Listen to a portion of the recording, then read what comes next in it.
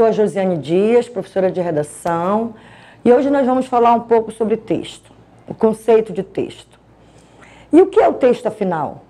Quais as condições para que ele se efetive? Conceitualmente, então, o texto é unidade de sentido.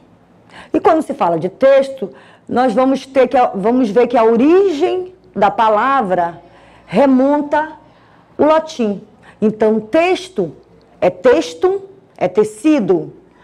O texto é o trançamento entre as suas partes. Essas partes são, dentro de um texto em prosa, são os parágrafos, os períodos, os parágrafos que constituem o todo, o texto. O texto, então, é a unidade de sentido quando ele apresenta coerência.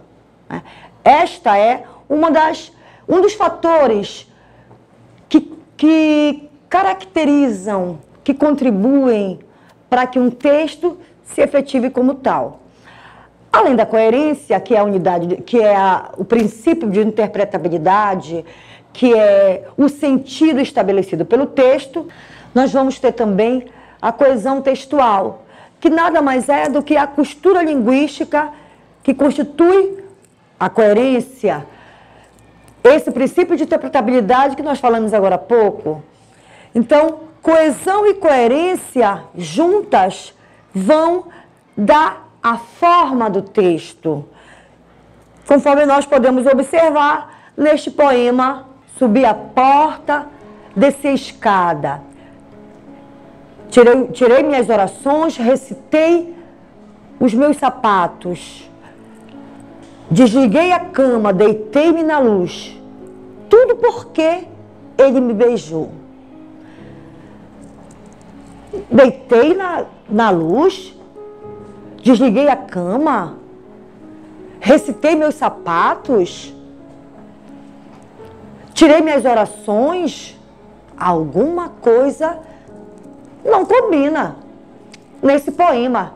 É um poema? É um texto? É um não texto? Mas vamos analisar o último verso deste poema. Tudo porque ele me beijou. O texto é de uma incoerência coerente.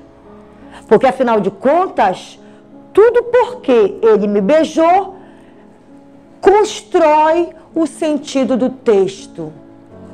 O contexto de um ser apaixonado, que torna os sentimentos misturados, incoerentes, quando da atenção do ser amado. Então, um texto pode ser coerente pela sua incoerência. E o contexto vai subsidiar essa coerência, incoerência, coerência. Então, nós percebemos que o texto, o conceito de texto, ele vai variar muito.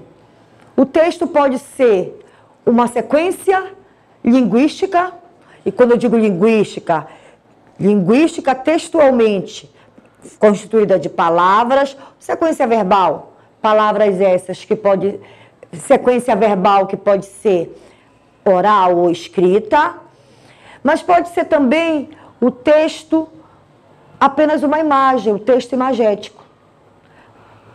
Porém, para que se constitua texto, é preciso que ele tenha contexto, é preciso que ele tenha sentido.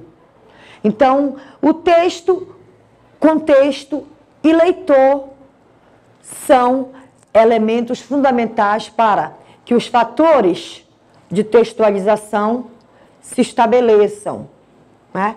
Quais sejam? Aqueles que nós já conversamos um pouquinho.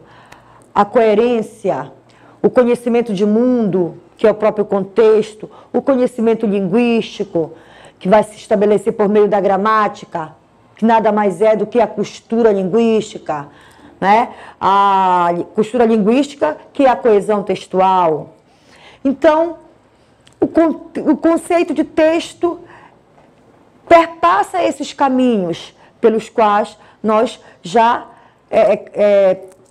passamos, já transitamos. E para saber e para se aprofundar um pouco mais, você vai ao capítulo 2, texto Unidade Comunicativa, e faça a atividade sobre texto dona de casa. É um texto, afinal, dona de casa, naquela disposição circular das palavras? Confira. É o que tínhamos para hoje. Até o próximo encontro.